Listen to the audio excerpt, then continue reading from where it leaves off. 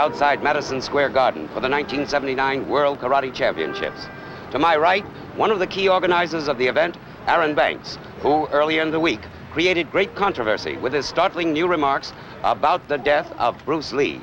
Aaron, I wonder if you'd mind repeating some of your remarks for our TV audience. Well, I believe Bruce Lee was murdered by something called the touch of death or the vibrating palm. This is where a person can touch somebody in a particular area of their body in a way that can reverse or change the normal bodily functions. The result is that within 3 or 4 weeks, the person will drop dead. So somebody was out to get Bruce? I think so. Perhaps he just was revealing too much of the Chinese martial arts. You know, like taking the mystery out of it all. The secret of karate is power. Internal power from the ear. The vibrating palm, how does it work? It's internal power. The Chinese scriptures call it the chi, the Japanese call it the ki. It's heat that emanates from the palm, right here. I see. And this palm is simply placed against any portion of the body, and death will result in 3 to 4 weeks. Yes, it could, and no one would know what happened to the individual as in the Bruce Lee case. The coroner there put the cause of death as misadventure. Now, all misadventure means is that they really don't know what happened to the man. The one thing we do know is that Bruce was in too good of condition to die of natural causes. And it wouldn't have been a freak injury because he knew exactly where he was, what he was doing in terms of exercise. Now, what portion of the body is this palm placed upon? Could be any part. That's the way we think about it. It all depends on how strong the applied power is. Tell me something, Aaron. Are you able to do this? I'd like to think so. Before he died, Bruce was experimenting with it and showed me the basic principle.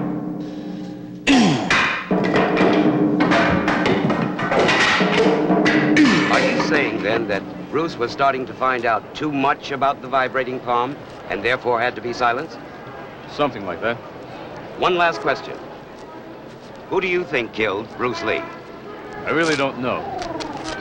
Aaron. Aaron. This is Adolf Caesar, outside Madison Square Garden for the 1979 World Karate Championships. The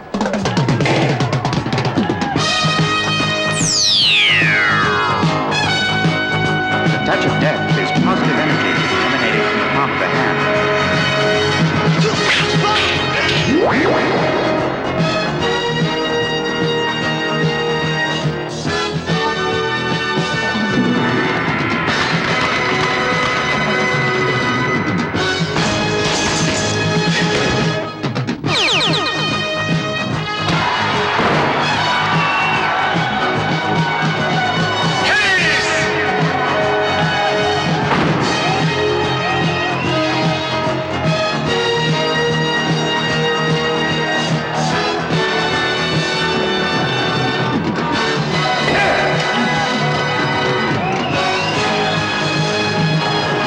This was the scene 1 year ago, Madison Square Garden, World Karate Championships.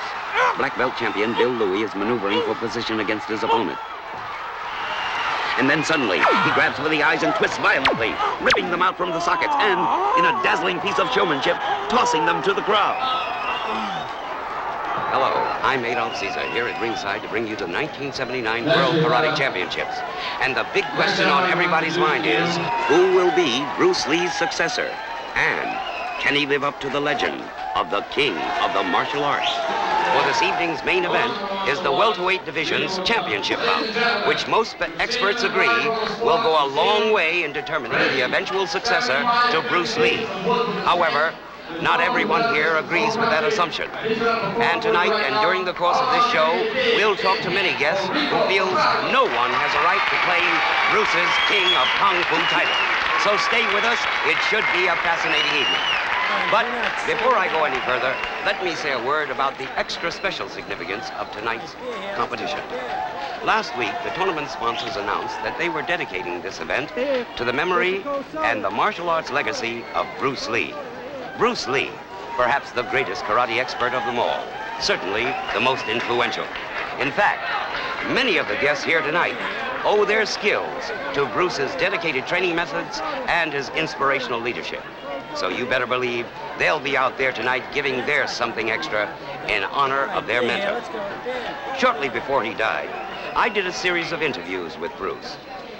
And in them, they show something of his philosophy of life and the martial arts. They also reveal what a special person he was. In this first one, he talks about the mind in martial arts. You must realize that 90% of the martial arts is mental agility, and that your body is a weapon that can kill a man.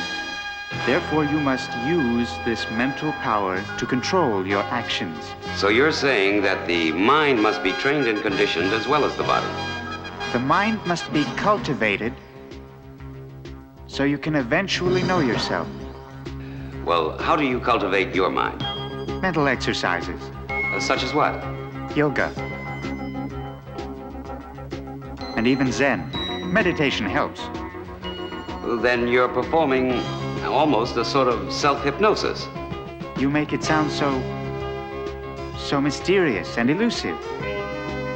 But it's really not like that at all. Well, would you mind elaborating more on that? It's making the mind respond instinctively. You do this by eliminating all variables in behavior. Well, why are all these variables bad? They're too unpredictable. Well, that should make it interesting. Such risks are counterproductive to everything you're trying to do. Now, as I mentioned earlier, we have a title bout in the welterweight division later on. However, early in this week, a note of controversy attached itself to this match, as well as Bruce Lee himself. Aaron Banks, Mr. Karate, and a key organizer of tonight's match raised new questions about Bruce's death in a series of interviews he gave this reporter, among others.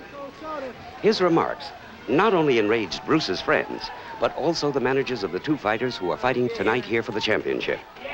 They were furious because Banks later went on to imply that the touch of death would kill any heir apparent of Bruce, just as it did himself.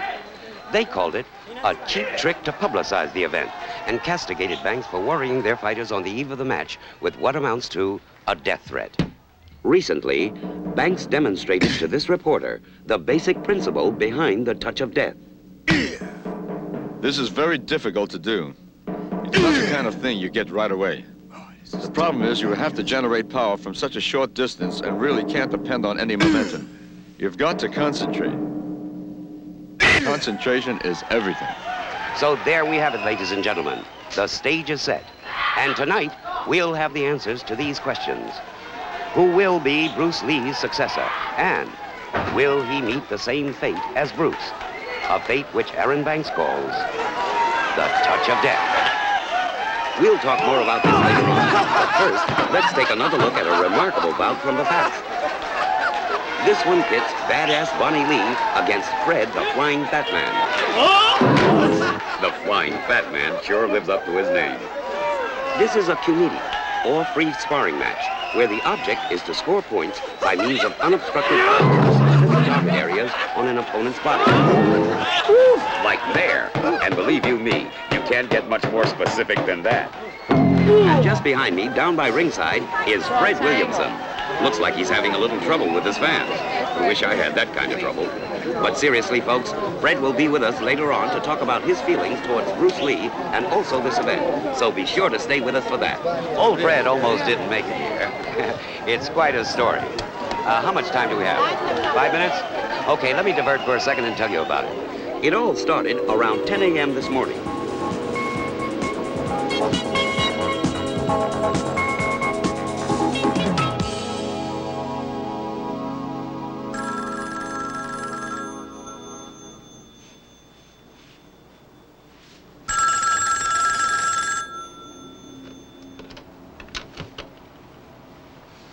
Yeah.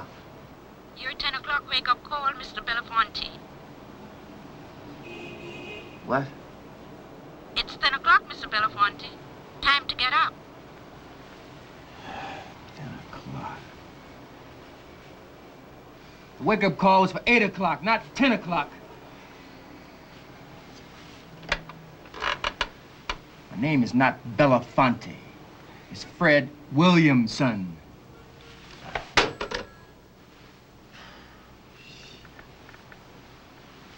2 hours late. Damn. That's what I'm paying $200 a day for, huh? I I gotta be downtown in 20 minutes. Fred, forget about it and get back under the covers. Yeah, that's a nice idea, baby, but I gotta get moving. But why? It's just a karate match. Yeah, that's all it is, all right? Just a karate match. I mean, somebody's gotta be there to keep reminding them that that's all it is, just a karate match. I mean, who ever heard of fighting for a Bruce Lee title that don't even exist?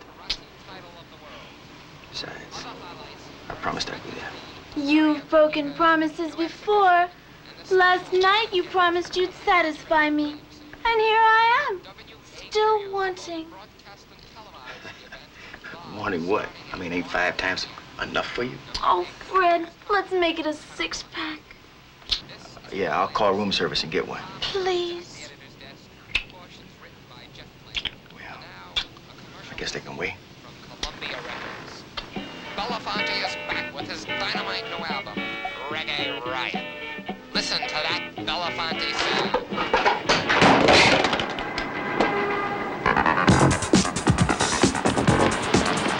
Taxi. If you don't mind, man, I'm in a hurry. It's my cab. I was here first. Look, I know you're Harry Belafonte and all that, but so what? I'm Jasper Milquetoast. Oh, hey, put me down. What do you think Hurry this up. is? Come on, Square? Milquetoast. Come on. I am not Belafonte. I am Fred Williamson. Oh. 8 million people in New York. I gotta pick Fred Williamson to start a fight with, huh? Shit. Oh, fiddlesticks. Well, I'll just have to walk to Plato's Retreat. Hey, Fred, need a lift?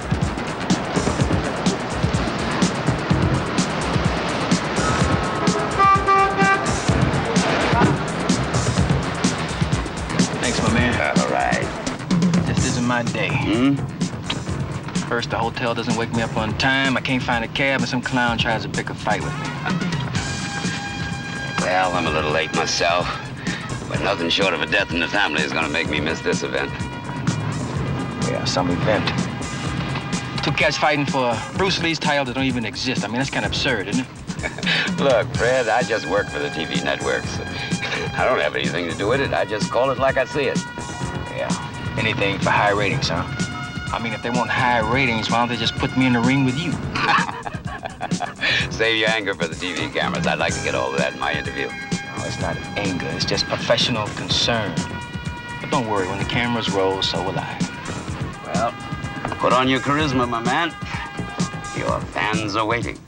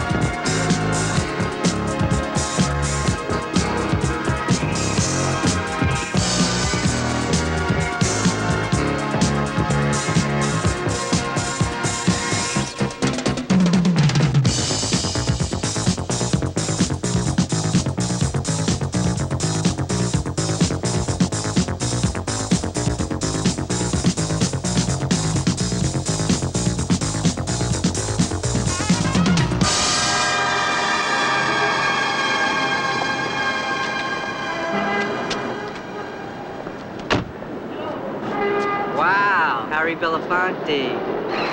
But he made it, despite 101 obstacles and distractions, which would have deterred any less determined man.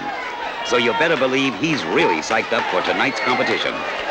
And hold it just a second. There's been a commotion around me. I think I better... Yes, I do believe Bill Louie has just entered into the arena. Let's see if we can pick him up on one of our remote cameras. Bill Louie, he's quite a showman, and the crowd really loves him. And with good reason, too, for he's one of our most exciting martial artists. Here he is in a demonstration from last year's event. Many people think of Bill as a possible successor to Bruce Lee because of the strong physical resemblance and Bill's mastery of the Lee fighting form. But don't let that fool you. Bill's his own man with his own particular martial arts style. Notice, for example, the lightning-quick use of hands and feet. Karate fans, watch this man. He could be #1 before long. He certainly ranks up there on my list of karate champions. For martial arts. And you've come a long way since then. I've been world champion 3 times. Twice as a middleweight and once as a light heavyweight.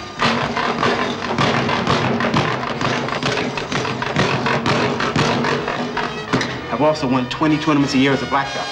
Now, Ron, tell me, how did you get started doing this sort of thing? Martial arts, that is. I've been involved in martial arts since 1955. My father taught me judo and boxing. One day I came home with a black eye, and he told me, you better learn how to defend yourself, son. One of the striking similarities between the two of you is the dedication you both have toward training and building up your body. How many hours a day do you work out? I train 5 hours a day, 7 days a week. I do 1,000 punches and kicks on the heavy bag every day. Rigorous exercise is a must if your body is to be a weapon. You know, Ron, the question is often asked about him that if he had lived, would he have been as great an action film star as, say, Clint Eastwood or Charles Bronson? Do you think he would have? Possibly, but I don't think so. He was really interested in television. He wanted to get on another television series. Tell me, do you think there will ever be anyone like Bruce Lee in terms of approaching his popularity? I don't think anyone will be as popular as Bruce Lee. He was the prototype. Everyone else is an imitation. I think everyone should develop their own style, their individual style. One last question, Ron. Do you think Bruce Lee died of natural causes? No way.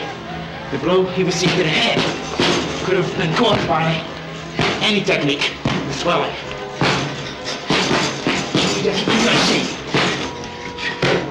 I believe he was murdered. Thank you, Ron. This has been a most interesting conversation. But before we return to our matches, though, I wonder if you could show us another demonstration of your skill. Next beat is what I call the test of courage. I place 2 carrots on the necks of 2 of my students, and I will attempt to cut these carrots without cutting their heads off. Well, this should be something else. Are you ready? Yeah.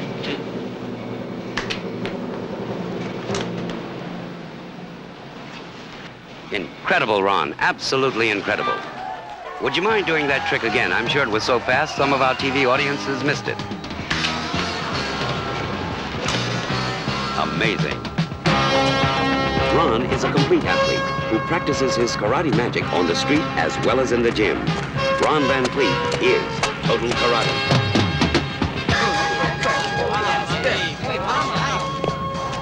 Look at her move. She's got class in the end. Hey, baby, what you doing later? Wow, mommy, start wearing on. Yeah.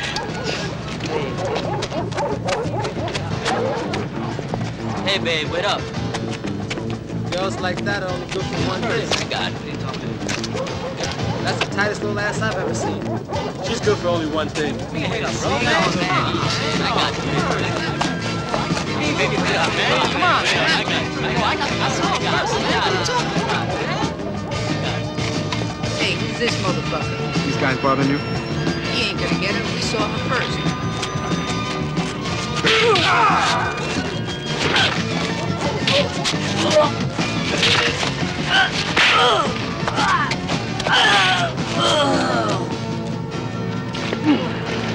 How can I ever repay you?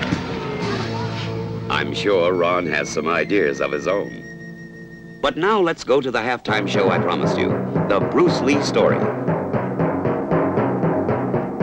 As you've heard me mention, I was the first to spot Bruce Lee's talent. But if the truth be told, there were many signs of Bruce's ability long before I came on the scene. First, of course, there was the hereditary factor. Bruce's great-grandfather was one of China's greatest samurai master swordsmen of the 19th century. A fact which takes on greater significance when one realizes that Bruce was not only born under the same astrological sign as his great-grandfather, but that he was born on the same day also. As a result, his birth itself was an omen. an omen that became harder to disassociate himself from as he grew up reading stories of his great ancestors' legendary heroics. Heroics that could not fail to influence a young boy's mind.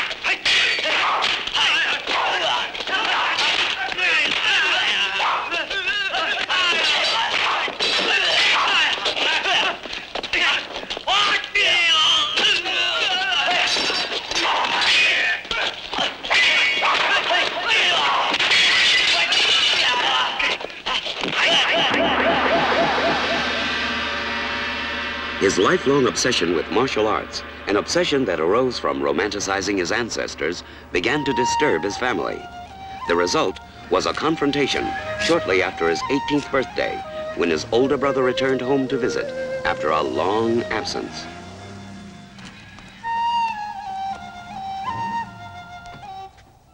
Welcome home, Master Lee. Things haven't been the same since you've left. Park the car around the back, okay?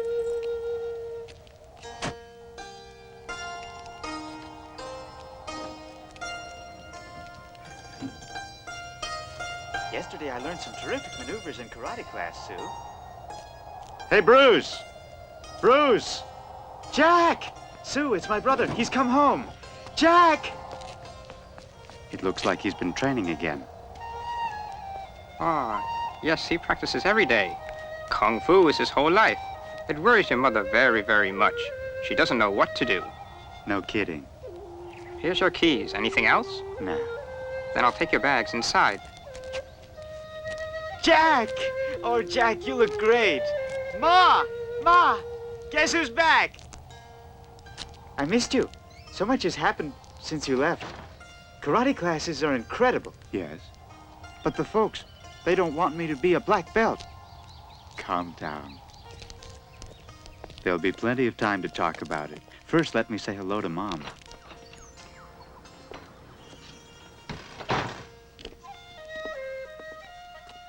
There's Mom.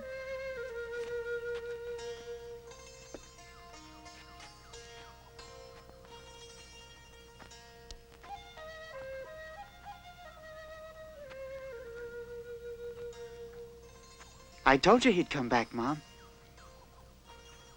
He must have forgot something, perhaps his family. Please. It wasn't nice to run away the way you did. I know. Tell me, do you know what your brother's done while you were away? Yes, he told me. More karate lessons. Mother, why are you so upset over my happiness? Ah, your brother has some explaining to do. Oh, brother. Well, whose fault was it? Nobody's. You have a short memory. Who was it that plastered his walls with karate posters? I don't believe this.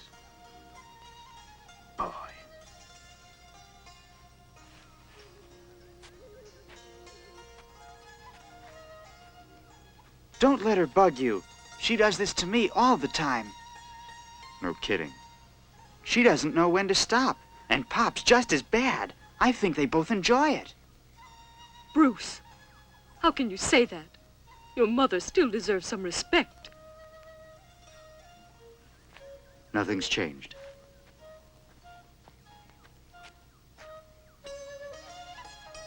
Boy, it's great to have him back, isn't it? Ma? Are you feeling okay?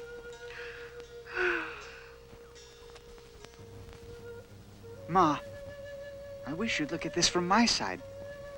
We're lucky to be the heirs of a great fighting tradition. I just want to follow in their footsteps. And get yourself killed. Ma, karate is our family tradition, just like our business. Besides, it's much more exciting. I'm sure that's just how his great-grandfather felt in his days of glory.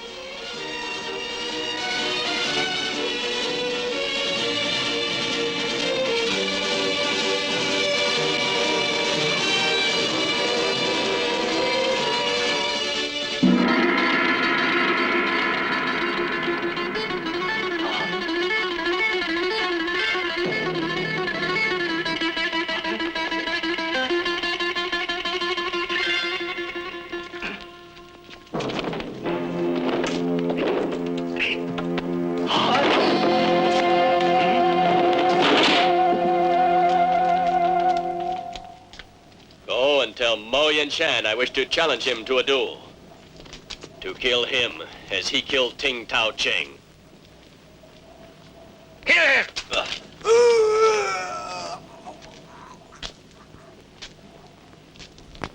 The man I want is Mo Yen Chan. The rest of you stay out of my way, or you will die.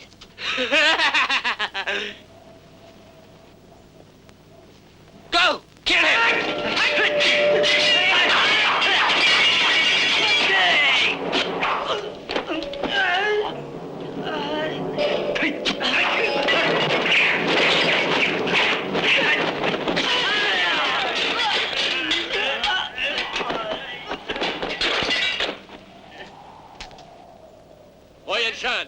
Mo Yen Chan! Coward, show yourself! Or all your men will die like them.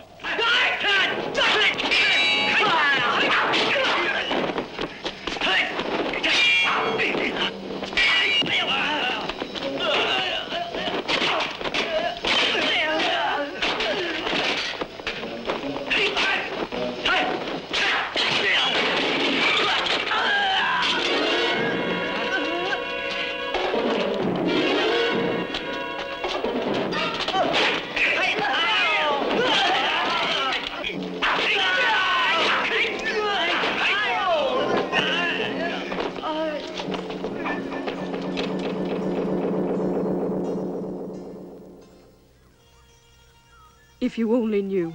Knew what? I don't understand you. Hey, Ma. Can I go to the karate matches? You'll have to ask your father. Ma! You should have seen me in karate class today. What happened? Well, I got my black belt. Bruce, that's very good. Proud of me? Of course.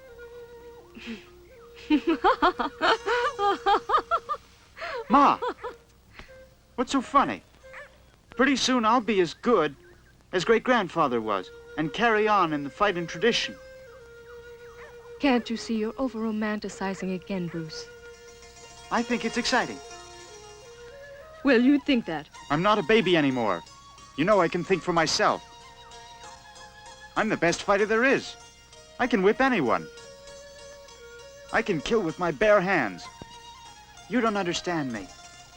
I know exactly how you feel, dear. All boys go through this stage, you know. What stage? This is what I want to do with my life. Oh, you're so silly, Bruce. She's humoring me. She's got it all wrong. That isn't the way it was back then.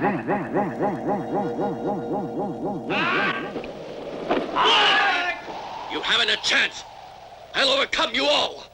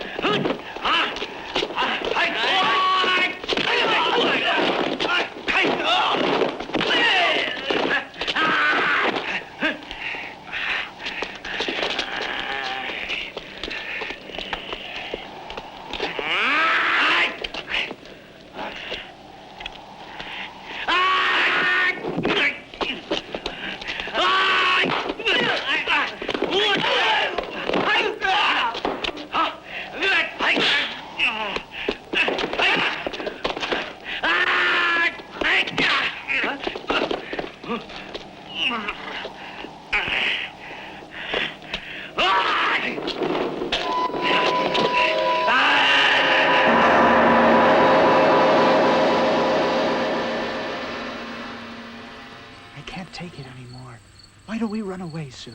I had a hard enough time sneaking off to meet you tonight. My brother doesn't like you. He thinks you should get a job. But karate means everything to me. And I don't? Well,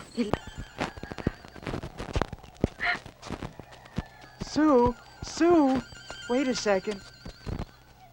Please, Bruce, not now. Sue, I have tickets to the karate matches. Don't you want to go with me?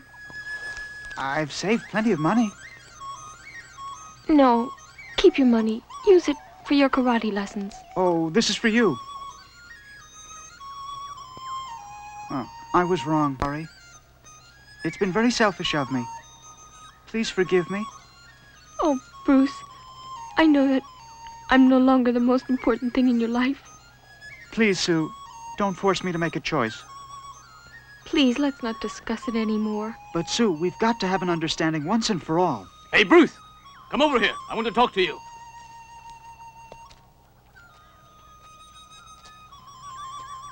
Stay out of this. It's none of your business. Bruce, you're asking for a fat lip. Come on, cut it out. If you had some intelligence, you'd drop this guy. He's karate crazy. Wait a second. I know how you feel. I do sound a little crazy. But I love Sue and don't want to hurt her. I'll make good one day. You have to be patient. Give me a chance, and I'll show you what I'm made of. We've been patient. We've put up with this karate talk long enough. Now, when are you going to go out and get yourself a good job? You can't break boards for a living. It doesn't pay. Ask anyone. But you have it all wrong. Oh, so I'm wrong? How much can you make? Can you support a wife and several children? Hey, you haven't finished high school. You have no skills. You have no training. You can't do anything. Sue's got to be crazy. Why did she waste her time with a guy like you? You're a no-good, lazy bum. You think you're such a smart guy? Bug off. You're asking for it. You're nuts. Listen, I'm saying this for the first and last time. If I ever catch you talking to my sister again, I'll take your head off. Brother, what's wrong with you? Don't listen to him. He's only showing off. All right. I understand. You really hate my guts. But let's not leave angry like this. I'm willing to part friends. I don't like European gestures. Well, all right.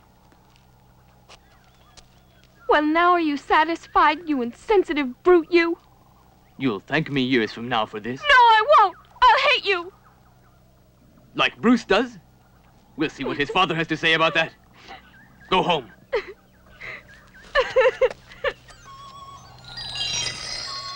What is it? It's your son. I don't want him going out with my sister. He's putting crazy ideas into her head. Oh, really? Crazy ideas, huh? Sure it isn't the other way around? My sister. She's a good girl. And my parents and I think she has too bright a future to throw it away on a lazy daydreamer like your son Bruce. So, she's a good girl, huh?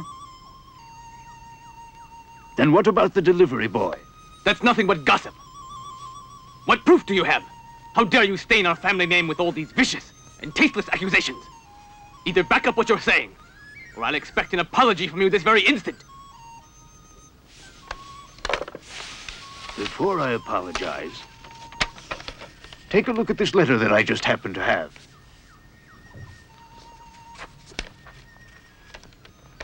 Chuck, last night was great. Let's do it again. Love, Sue. My sister? She wrote all of this? So you see, your sister isn't the angel you thought her to be, is she? How dare you? Dad, what are you saying? Shut up. You've said enough. I'm warning you. If you spread that letter around, I'll kill you. I swear to it, I'll kill you and your rotten son. His father realized that Bruce was driving everyone karate crazy and felt it was time to have it out with Bruce, once and for all. We now must talk. We must clear the air. Well, it's about time. Now I'll be able to sleep at night. I hope so. Ah, then you won't be such a royal pain in the ass, right? Ah, Bruce. Tell me, why do you like to hurt your mother? But I love Mother. Love your mother? Ha! You do nothing but bring her grief and sorrow. You know, if he'd been taught to respect us at an early age, this wouldn't have happened. Ah, what's happened to today's youth? Gone to hell. Papa, do you mean to tell me that you never wanted to be like great-grandfather? A samurai warrior? The greatest samurai. He was the king of them all. Oh, I guess I thought about it. Once or twice. Then you understand. Papa, I want this more than anything in the world. It's my whole life. I want to be the best. So you want to be the greatest? Don't you remember what I told you about the touch of death and how it haunted and destroyed your great-grandfather? Sure. But that's nothing but a lot of superstitious mumbo-jumbo. So you really think so, huh? Do you realize your great-grandfather's death is still a mystery? Huh? They found him by a roadside, his body and face all distorted. That's what the martial arts did to your great-grandfather. He never had any peace.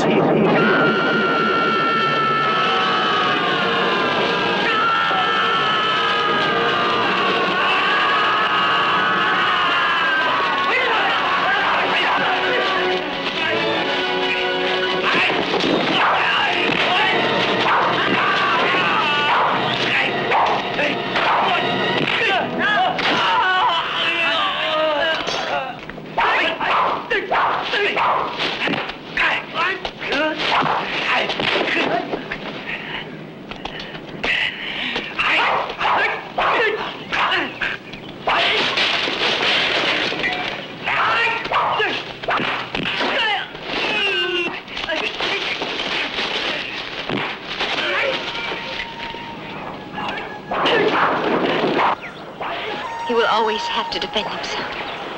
It wasn't meant to be otherwise. All this talking has made me hungry. It's time I had some lunch. Always eating?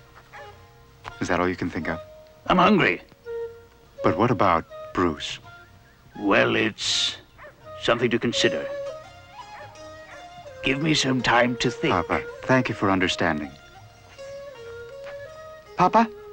Uh-huh. Does that mean I can continue studying martial arts? Well, I don't know. Well, then, can I go to the matches this afternoon? Karate matches? Why, of course, karate matches. Oh, two. One more. Can I have something to eat for lunch, please? This is your lunch. What's this? Consomme, doctor's orders. Consomme? Can you bring me a steak? How do you want it? Medium rare. You know it's no good for you. Get it. Uh-huh. Papa, like I was saying before, if I could go to the matches... Shut up about these stupid matches, will you? And you, stop your sulking now. Bruce, did you finish your homework assignment on the art of the Ming Dynasty? Well, it's almost done. Up to your room. Yes, sir. Hurry! Right now. Could I do it tonight? It should have been finished yesterday. Please, Honorable Father. No.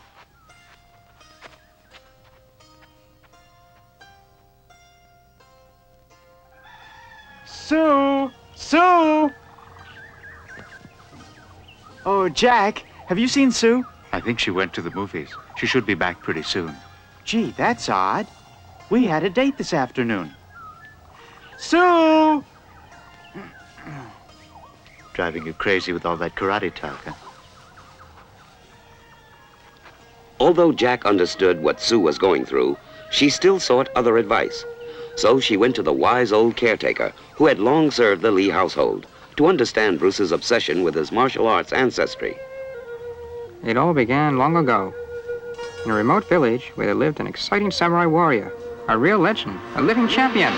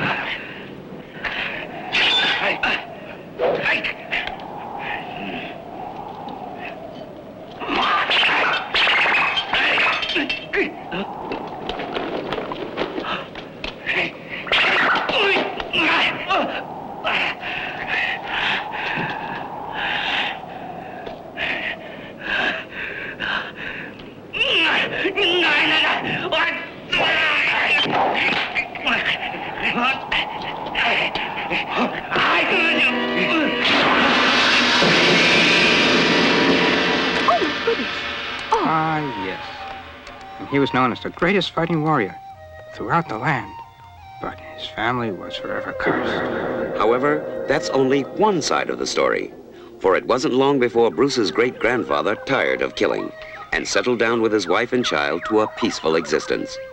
This peace was often disturbed, for his reputation attracted many who sought his assistance. Listen, Chan. General Hai's death has created an important vacancy on our council, which I wonder if you would consider taking. The fringe benefits are nice, and you'll be adequately furnished with a house of your own. You'll be accountable only to His Highness, with you on the council.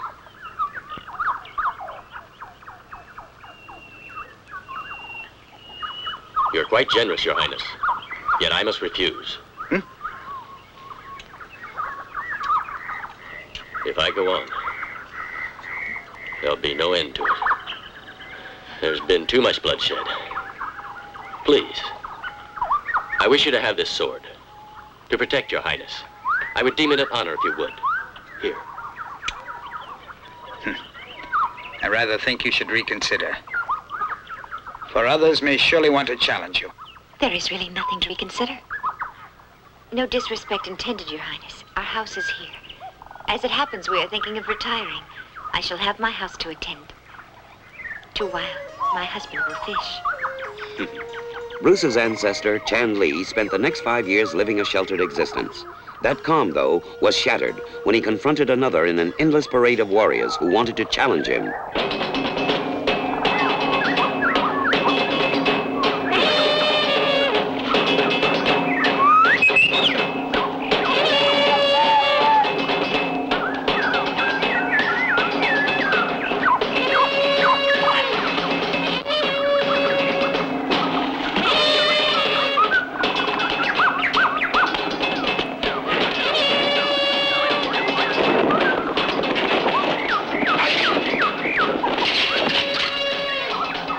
Forgive the intrusion. Tan Chen Fei asked me to extend to you his warmest greetings, Chan.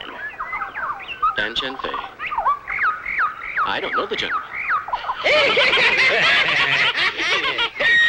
Karate! Kung Fu!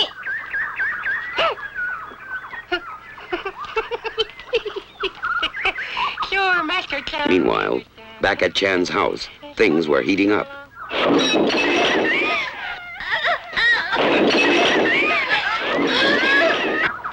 Your name is Chan. Chad! The gentleman thinks that we're just playing, eh? No, quite the contrary. Stop that, you hear? You take us for idiots? He's like a woman. That's right. You mustn't be angry with her, Lucho. You might get the little girl mad at us.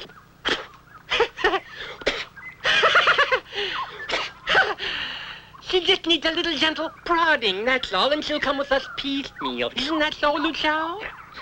Why do you always ask me? Let's show this little man who we are. We are the warriors known as the HC Monsters. Let us show him a thing or two.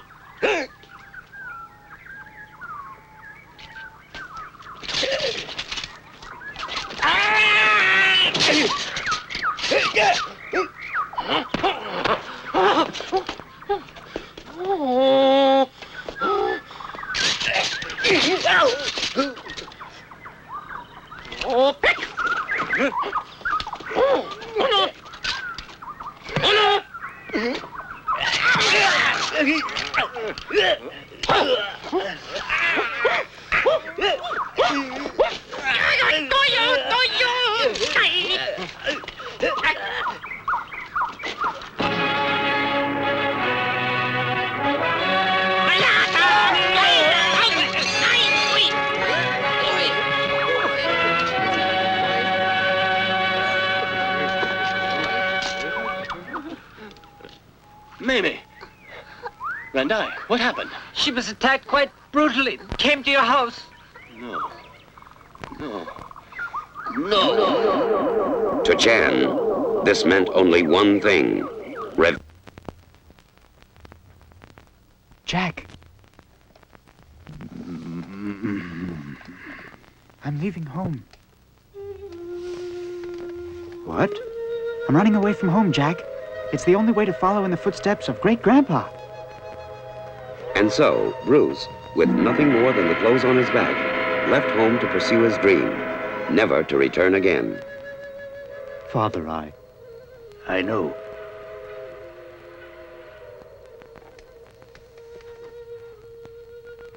It's Bruce. He's gone. He left me a note this morning. I never thought it would have come to this. And he had such a promising future. But all that is nothing more than a dream to us now. Nothing more than just a dream. A waste. Such a terrible waste. Papa, it was Bruce's decision to do this. Oh, it's all your fault. Why did you have to come home again? All he did was open old wounds. Well? But... he followed your example and ran away. But, Papa... But what? I tried. Yeah, you tried. Oh, no. Tried like hell. No more. With those crazy ideas about inner peace that you brought home from the big city or God knows where. You crazy kid. Papa, let's drop it all. No way. Sorry. Uh-huh. Perhaps you'd like to forget it was your fault, too. Well, he's on his own now, I guess. Papa. Like he wanted. I don't think you ever really understood him. I knew it just had to end this way. Maybe he'll find the happiness he seeks. He certainly didn't find it here. Yes.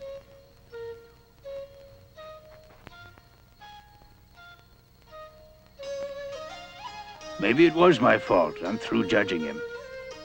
Let our ancestors do that.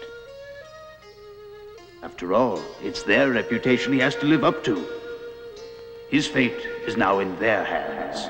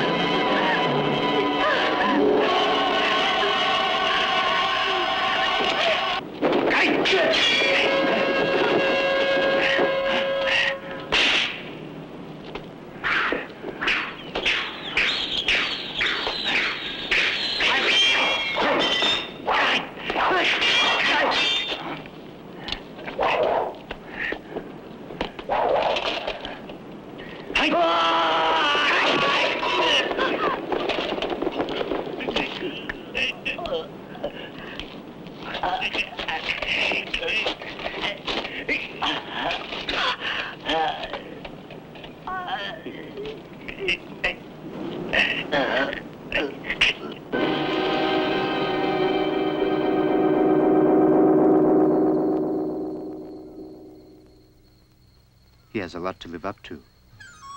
Perhaps too much. I hope he finds happiness. Well, there's nothing more we can do now.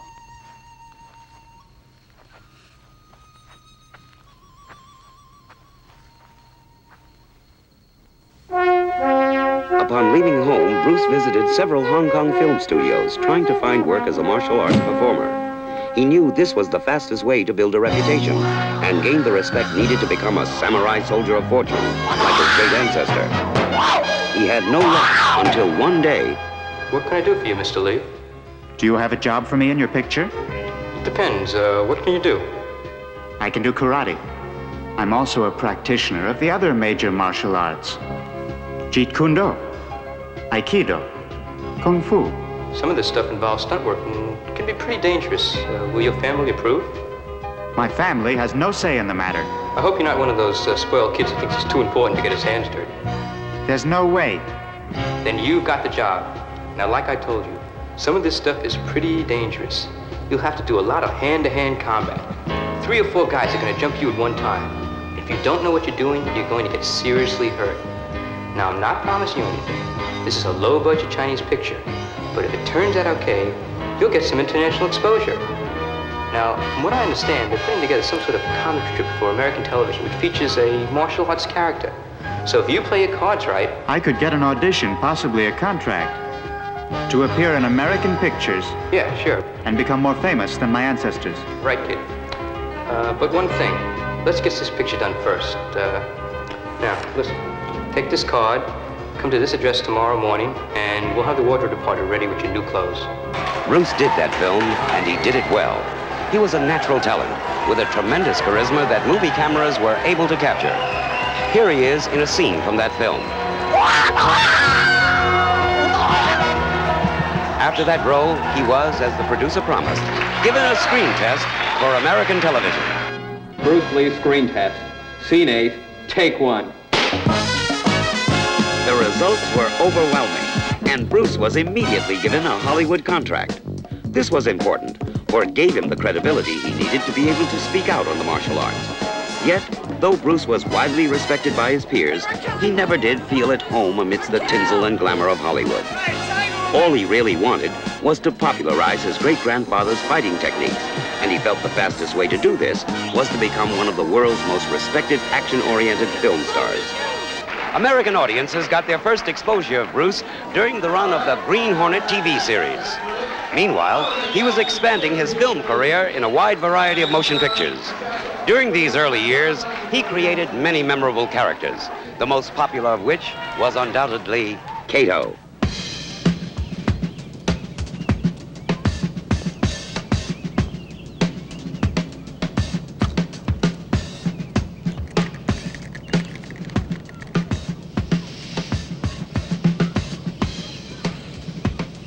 Seems like there's nothing happening around here today. Ain't nothing happening here today.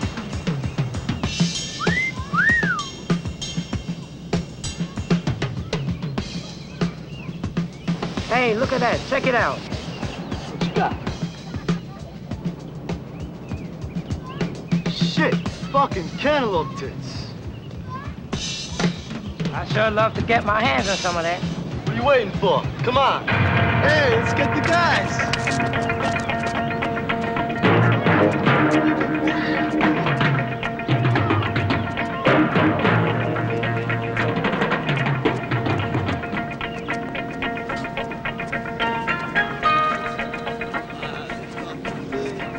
Hey, I got a 10-inch surprise for you, baby.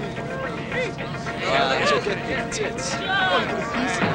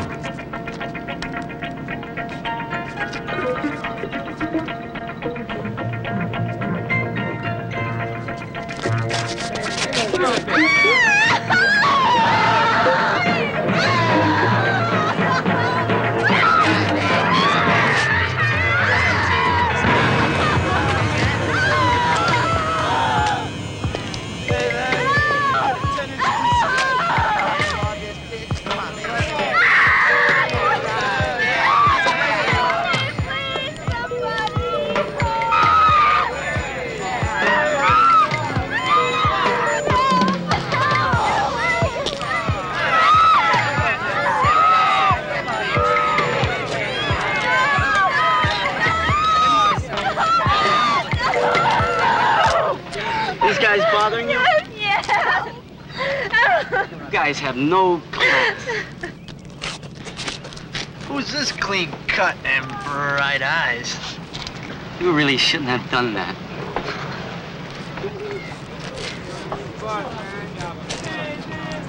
Hey, baby. Hey, give me that goddamn thing, Cut him up, Blaze.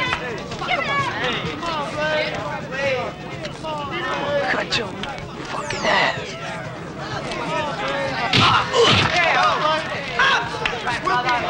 Yeah, I'm talking to you.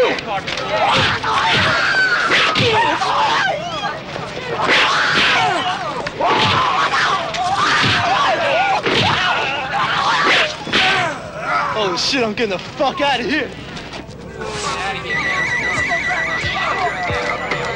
Shoot.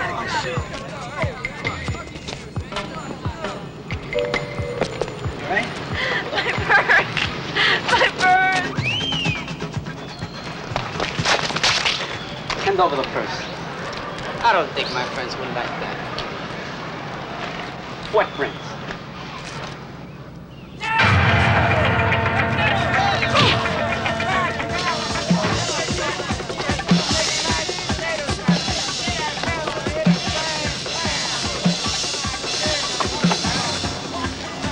You're asking for it, mother. Let's get him, man.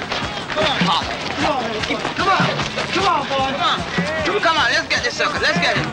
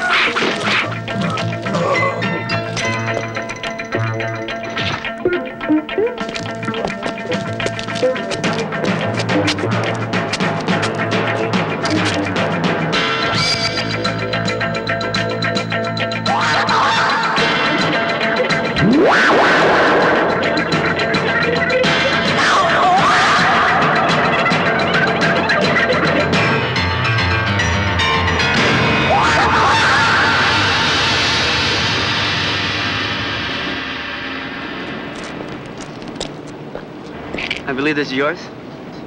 Why, thank you. Who are you, anyway?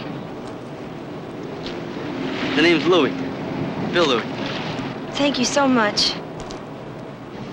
I'd like to stay, but duty calls. Who was that masked man? Said his name was Louis. Bill Louis.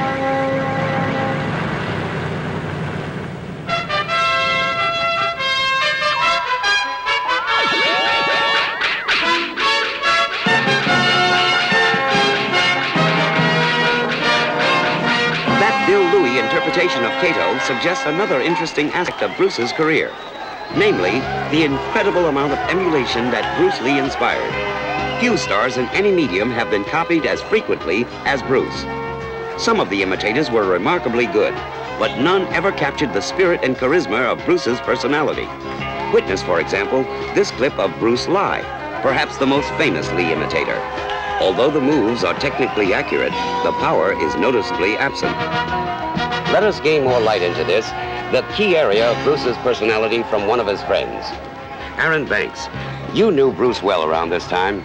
What was he like? We met while he was doing the Green Hornet. He was a great guy with a fine sense of humor, and he was always experimenting with new things in the martial arts. When you got together, what did you two discuss? Well, we spent most of our time complimenting each other about our various accomplishments. All finished. That's quite a scrapbook. You really accomplished a lot. Thank you. but I don't think so. You've done more in a few years than most men have done in a lifetime. Don't you agree? Nope. Aaron, it's you who've done a lot. You're the #1 promoter of martial arts in the world. No, Bruce. It's you who's been the #1 promoter of martial arts. Hey, while we're here, come on, show me that new maneuver you've been working on. Occasionally, though, he would show me one of the maneuvers he was working on. Watch closely, Aaron. It's a very fast and deadly maneuver. That is a pretty sharp maneuver. It's something I've been working on for a while, my friend. Is it related to the touch of death principle you recently rediscovered? A variation of it. How so? Psychological. Get it? Very much so. What are you smiling at, Aaron? That looks just like what one of my students at the Karate Academy is working on. He's working on it because I showed it to him. But that extra footwork you added really gives it a whole new dimension. You better believe it. Splits the attention. It's really meant to distract you, Aaron. Can I teach it to the fighters I train? Even though you're the best handler of fights around, I don't think so. Well, if that's the way you feel, I'll go along with it 100%. So you can see, Bruce was really a very good-natured fellow. Thank you, Aaron, for that interesting glimpse of Bruce's quiet side. I know you have to get back to the scorer's table, so I won't keep you any longer. Thank you. So, there you have it, the Bruce Lee story. The early years, told by the people who knew him best. A colorful story which gives great insight into an often ignored but nevertheless critical part of his life. I hope you've enjoyed our little halftime show. Ah, but life goes on. So let's this one featuring the incredible skill of Teriyuka Higa and his Okinawa Kempo Karate Academy. Higa is highly respected by his peers for his insistence on maintaining the traditional aspects of martial arts. Yet despite this, he always manages to thrill his audience with some exciting new display, like the one you're seeing now. It just goes to show you that the traditional and innovative can find a happy marriage in the martial arts. And now let's look at a scene right out of I Am a Fugitive from a Karate Chain Gang. Look at those tigers go at it. There's no love lost there. Now kids, I know this looks like a lot of fun, but I don't advise you do this without parental supervision. It can be very dangerous.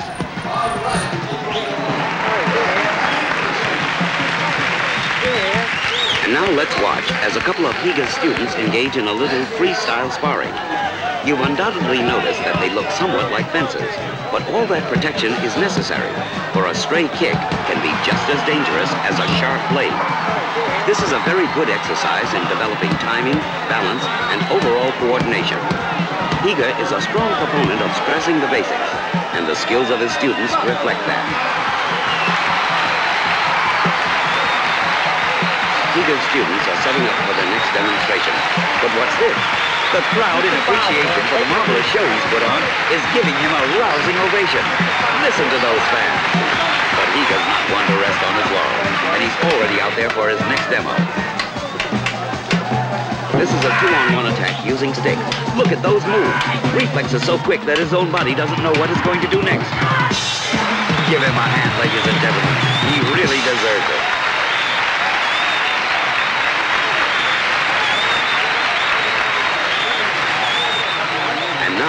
In keeping with Higa's penchant for innovation, he has prepared a real treat for us tonight. A feat never before performed in the United States. The crowd can sense the significance of this. There's an electricity in the atmosphere that's hard to describe. Higa is readying himself now as his assistant places the sledgehammer. The other students are leaving the ring area to avoid any distraction and to give everyone the best possible view. Nervous excitement fills the air. Higa's assistant measures his stroke very carefully. The slightest miscalculation could shatter Higa's arm beyond repair. If this goes as planned, Higa's arm will split the boards in half, while itself withstanding injury. He's done it! But wait, he's not finished yet. There are still some boards unbroken. They set up quickly and... yes, the remaining boards are shattered. What an effort. You can see how emotionally draining that was. But let's hope Higa can summon the strength to take one last bow with his students in front of this appreciative crowd. That Teriyuka Higa, he's really something else. Don't you think so, Fred? I don't. As I mentioned earlier, not everyone here this afternoon feels that this afternoon's bout will accurately determine Bruce Lee's successor. Many feel that there's no way anyone can make such a claim to Bruce's title. Perhaps the most vocal of these people is the man sitting here next to me. I'm speaking, of course, about international film star and former pro football player, Fred Williamson. Fred, would you mind repeating some of your views for our TV audience? Well, these are not just my views, Adolph. And these are the facts. And the fact is that this match is just another fight between two good karate fighters. I mean, it's an insult to Bruce Lee to think that either one of them could succeed in it. Well, tell me, what about your martial arts background? Do you think you're as good as Bruce Lee? I mean, why should I have to be? I mean, why should they? I mean, Bruce Lee was great at what he did. I'm fantastic at what I do. But you're avoiding the question. What about the martial arts? Do you really feel that you have the skills necessary to live up to Bruce's reputation? Look, Adolph, I do all of my karate fighting in all my films. I do all my stunts. I mean, they didn't call me the Hammer for nothing. Well, Fred, you do present a most convincing argument. But as we both know, it's the public that decides these things. And it's been the public who has labeled this match the one that will determine Bruce's successor. Well, unfortunately, there's nothing I can do about that. But I feel that in order to achieve the success that Bruce Lee reached, one has to be physically developed as well as mentally developed. I mean, these two things have to become one. But in the meantime, go see one of my movies and you know what I'm talking about. Well, thank you very much, Fred Williamson, for your observations, and good luck in your quest to be the best. Right on. Let's get back to some ring action.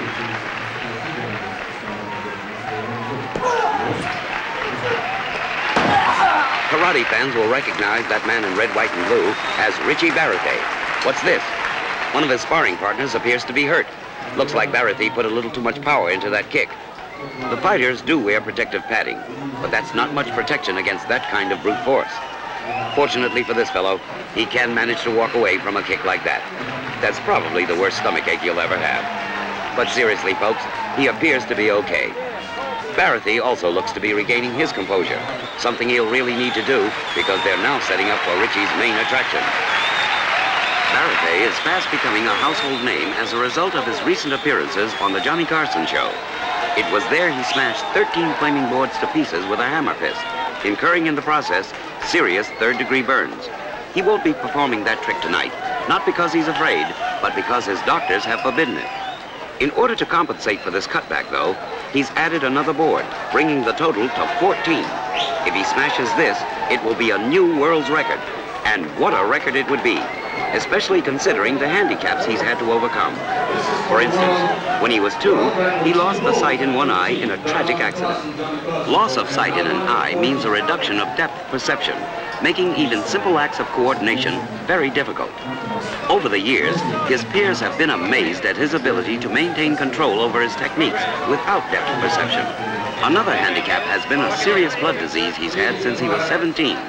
It's dormant now, but he's had to suffer through heart attacks and prolonged periods of incapacitation in learning to live with it.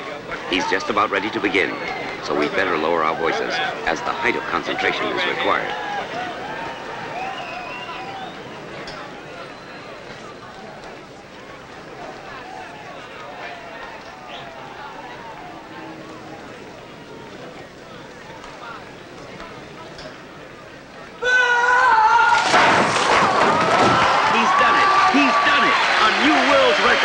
Richard J. Barate has beaten the best. He has every right to feel proud. Listen to those fans. They know what he's had to go through to reach this moment.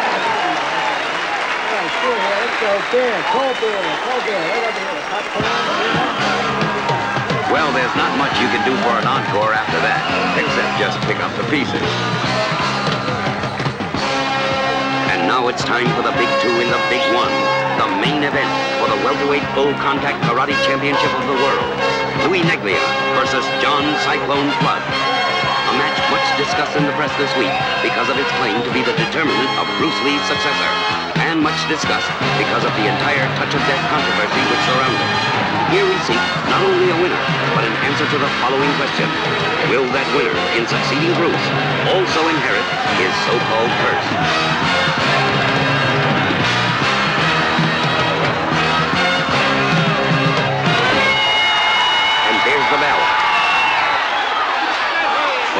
fighters are starting off cautiously, feeling each other out.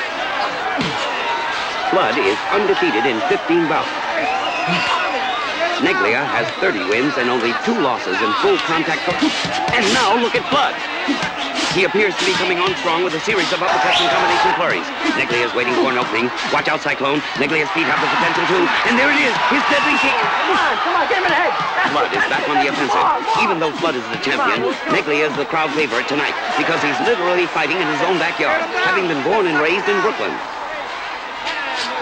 Go, go, go! Knock him out. Let's go with the front. They're really going at it now, toe-to-toe, trading punches. Hey, look at this exchange. They're both taking a lot of punishment. But they're tough. They can take it as well as dish it out. Both fighters are on the attack, looking for that opening which will provide a quick knockout, and there's the bell, ending round 1. Boy, that was some exchange. It's hard to imagine how someone can last through 10 rounds of that. By the way, each round is scored on a 10-point must system with 3 judges, the referee not being allowed to score. Word is apparently coming down from the press box that Neglia won the first round on a split decision. 2 of the judges going with Neglia and 1 with Flood. And there's the bell for round 2. Flood leads in with a hard right and sends Neglia bouncing off the ropes. He's covering up. Now Neglia's on the attack. A right, a left, another right, and Flood is down. The referee is motioning Neglia to a neutral corner. Flood is obviously hurt. The referee is giving him a mandatory 8 count. And Flood says he's okay.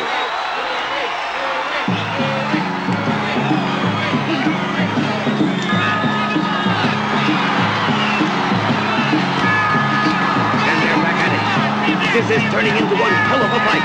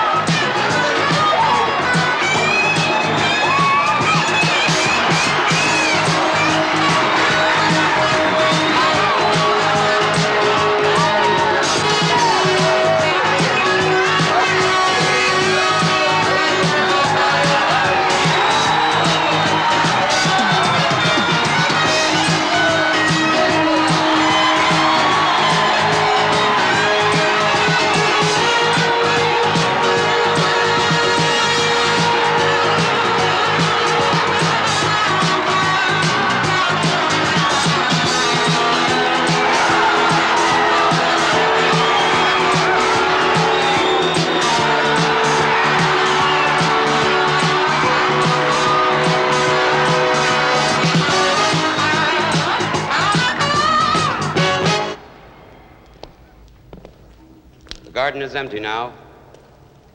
The fighters have gone home. The building is closed for the night. What have we discovered from all this? A new champion? Perhaps. A successor to Bruce Lee?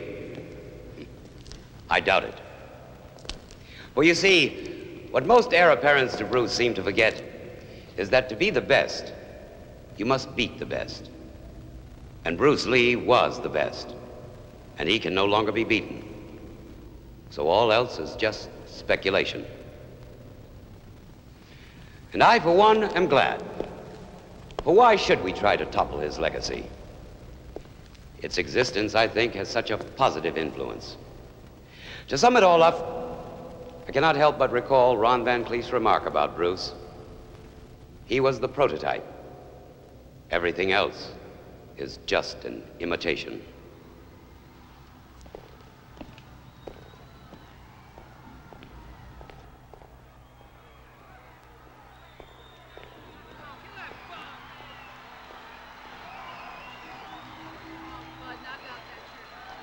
The secret of karate is power. Internal power from the ear. The vibrating car, how does it work? It's internal power. I don't think anyone beats Bucky's Bruce Lee. Some of this stuff involves stunt work and can be pretty dangerous. I'm the best fighter there is. I can whip anyone. I can kill with my bare hands. In order to achieve the success that Bruce Lee reached, one has to be physically... The touch of death is positive energy. And these two things have to become one. Emanating from the palm of the hand.